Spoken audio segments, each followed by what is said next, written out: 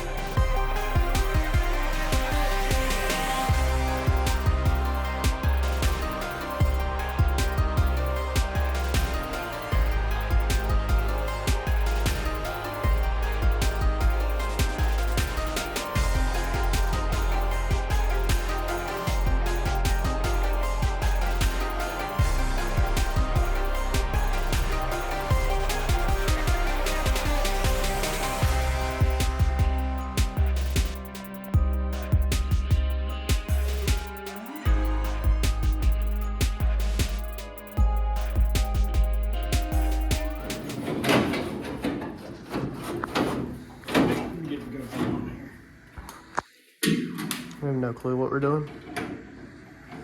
So Mike got ahead of the game, y'all, and he doesn't like sitting. He can't just sit and chill. He says we're hanging out, but he doesn't do any hanging out. So he went ahead and started fitting up this back window. So we are going to do this back window and the front door all at the same time because he's going to multitask and keep me busy cutting. This back window is literally going right back in the factory location on the back side. And then we're shortening the front side to where we need it. And then we'll show you how we're going to do the top. But right now, got some stuff going on with the regulator. See, everybody says that they don't build them like they used to, and thank God they don't build them like they used to. Because I don't have problems with modern day window regulators that have cables on them that they just flop around and they fold up, yeah. Just don't tear it up. Huh? Like my granddaddy.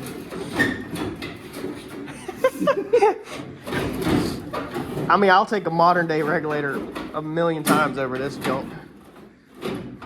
Let's just not tear it up. I'm not gonna tear it up. It's got clips. There you are. You got a little flat screwdriver. A little one? Well, a medium size. A medium. Is this a medium? It's that same clip that they had on the power windows back in this.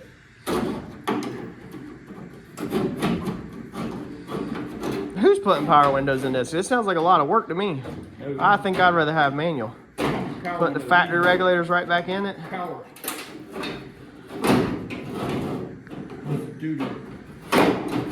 Y'all let me know in the comments. Power windows? Yes. Or manual? I like manual because then there's no wires, there's no extra relays, there's no motors, there's nothing to fail. Nothing garbage. More parts, yeah, just say, hand me all that. So when I put my factory manual windows back in. Yeah, when we put those power windows back in. Cable operated power windows. So you got all that room. You don't have to deal with nothing. None of this garbage.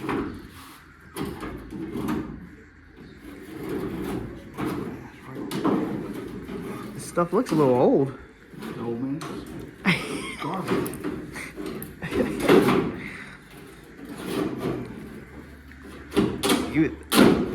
It probably ain't even supposed to come out like this. Yeah, it is. I doubt it. I doubt it too. More fun though. Oh my Look at god. this crap, man.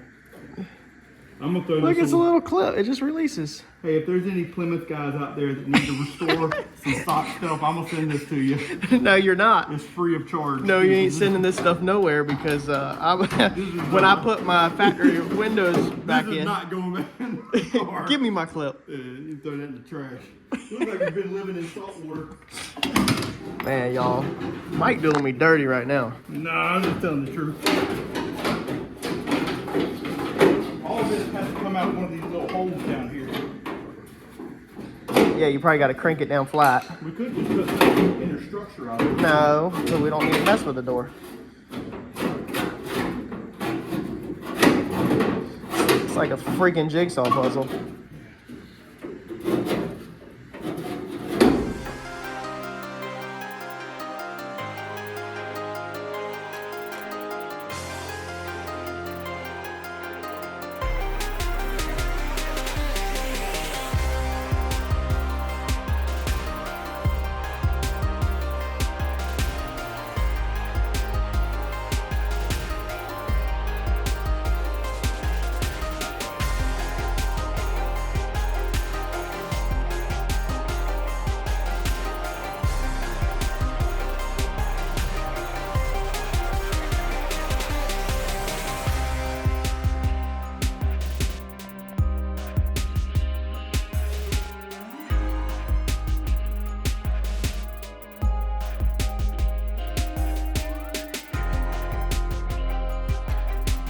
All right, so that piece in your hand, that's the piece that we took out That's the the front. piece we took out of the front because it's closest to the same Yeah. throughout the whole car. We can tweak it and modify it just a little bit, but Yeah. Is it same width? Well, right here? Oh, okay, yeah, we're going in the center. going there. Same width? It's gonna go in there somewhere. I'm gonna try to find the spot that is closest. Oh yeah, that thing looks dead on. So what I'll do is this is the side your cut got off. Okay. So I'll keep that. And we'll cut the side that's messed up. Yeah, it's crooked on this side. You can see the whole piece is actually kind of crooked. So we'll cut it just a little bit long. Okay. So you're literally just measuring. That's how much we're gonna add to that door. Yeah. Okay. You're just using what it slid over. But you could do the same measurement on the face. Yeah, I'm gonna cut it a little bit long. We'll get one piece put in. Yeah. And then we'll butt up to it and keep going through it with the grinder until we get this the right thing. Yeah. But it's got to be closer than what it was. So that's your good eyes, because I didn't. Oh man. Yeah, come over here to do precise cuts with no glasses. Yeah. So we're utilizing this big fat side. Yeah. Yeah. Okay. All right. Cutting that off. So. Yeah. And then we're gonna. What you need to do. While you're marking this and cutting this, I'm gonna measure this and find out where this and this are gonna fit best inside of here. What I was saying is we could take a 90-degree square and re-square this piece up and let me clean. You see how that's crooked? Yeah. Sand it. Yeah, we could go ahead and start with a nice square cut and then do this nice and square, hopefully. All right.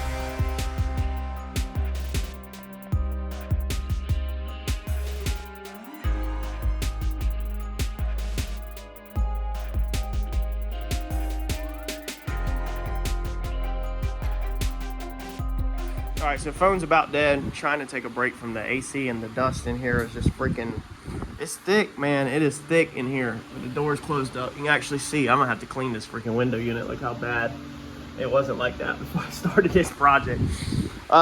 So this little chop that we're working on right here, we have to extend the door. The amount it needs to be extended. So we're gonna have to use this piece because this piece is the right thickness on the face. Okay, so on the face right there, that's the right height. All right, that lines up, that's the right height. You can't use this piece because the height is too wrong. When this comes forward, it's the right height, all right? However, then when you use this piece, the inside is wrong. So I ripped off the little channel piece, but it's still not right. And if you look right here, this right here, okay, the thickness from here to here is not correct either. So what I'm gonna do is I'm gonna go ahead and weld the face of this. I've got it held together with magnets so that it's flat on the table. It's on a flat, solid surface. I'll probably also clamp it down actually here in a second. Get this where this is nice and straight, this added piece, the face is straight. I'll get the outside welded, and then I will have to come in here and rip this and basically put the inside of this together with the outside. So this definitely just slowed us down a ton. I turned the time lapse off because we're at a crawl right now piecing this together. Once we get this extended, it should be spot on, but it might be shaved a little. Then we can go back and put it back in the top of the door. That's what I mean by we just used the face. So it's literally all ripped out. We just wanted to keep this factory rolled edge, and we wanted to keep all of this in the correct width. Everything else has to come from the other piece off the other one. Man, boy, Mike is freaking banging it, my guy. Tear up my delicate artwork. So this one's getting really tricky. It has absolutely destroyed our time. It did take Mike, took two hands. Not only did I have to put a bottle jack in here to get this right, we're working on that. Yeah, they're still popping fireworks off out there. But it also took Mike holding a flathead on this to close the gap up. So we welded in that little piece. Mike pushed the door this way. I should have turned the camera on, but it was on charger. And that closed that gap up. So now we have our gap across the top, as you can see, is nice and even and correct. Now this gap is too tight. Actually, Mike, it looked like it doesn't look that bad, yeah. Look at that. Man, we might let that ride, dude. We might let that ride, honestly. I bet I could just dolly that edge back some without even cutting. You gotta get the door if you get this back flat now. Yeah, but anyway, this was touching 100% here before we pushed it up with the bottle jack. But I just wanted to pause real fast and show you all that. Sometimes you have to get creative. If, like I said, we did the back with these bottle jacks. If you can get your hands on bottle jacks, they're going to be a huge help for if you're building race cars or anything. Like, they come in handy so many freaking times. All right, so Mike just hauled till out here. It's like 9:40, and I'm itching. I'm covered in this metal dust. I'm tired. I've been working all day on this thing. So we got one door together. I got it welded out in there, extremely rough because it's MIG and this stuff is extremely thin. So it's gonna take a lot of delicate grinding to get that down. I still have to do this section tomorrow, which is not a huge big deal. The front is welded up and I think we have it. We got to do a little bit of dolly work. Let's see here. So that is all, that's all flush down there. It was going in, which now it's not. Ooh, hot. It must have moved it with the heat. But man, that looks, I mean, that thing is spot on right now. Might need to be adjusted right there around the weld after we get done grinding. I still got to do a little bit of welding on the face, but that thing is amazing flush. And I'm super stoked with this gap because this gap was not like this. This gap was tight, or tighter. You can see it gets a little tight at the top.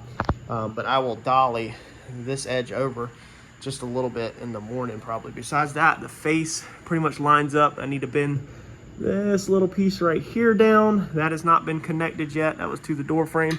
That will just pull down like that. But that's one, got busted my butt. That's one side done. So she's looking really good now. In the morning, Sunday, I don't know how much I'm gonna do, man. I've spent so much time down here on Saturday that I might call it for Sunday, or I might not work out here that much. I don't know. I'm trying not, I get excited. Go and just get this thing. I don't want to get it done, but I just want to make progress on it. But then the whole point of this thing also is to slow down, spend some time with the family, and work on this in the spare time. Instead, I've literally went on this all day Saturday. So I might honestly take Sunday off, or a decent part of it, maybe try to slow down. It's hard, man. When you love building like this, it is hard. It is hard to slow down, but I accomplished a ton. Mike started to cut the back window out while he was waiting on me, but it's got to go from the inside. He was cutting the outside, so I need to work on this week at night, working on getting this back glass out. Looks like it. Oh, it's literally about to go almost, yeah. And then I'm also going to go and weld from the inside. So you can see these right here. These are my welds from the inside because some of these welds got thin and I can see light through them, as I was showing you earlier in the previous video, how they were really thin. I shined a light on the inside around the weld to check them, and there is some little pinholes all around it, meaning that either it didn't get it all the way or it got thin. So I'm going to work one night this week also, and I'm going to do every single weld all the way around the top and everything from the inside, and then I'm not flat wheeling the inside. So it makes it pretty smooth on the outside where it barely needs any cleaning up. But that will put some structure back in it and make it nice and strong. And then we got to grind all this stuff. So we're making progress. This literally is going right back in like it's supposed to be in the factory location. I can cut through all this and I can do this tomorrow if I want, or whatever. But we're calling this a night for Saturday night.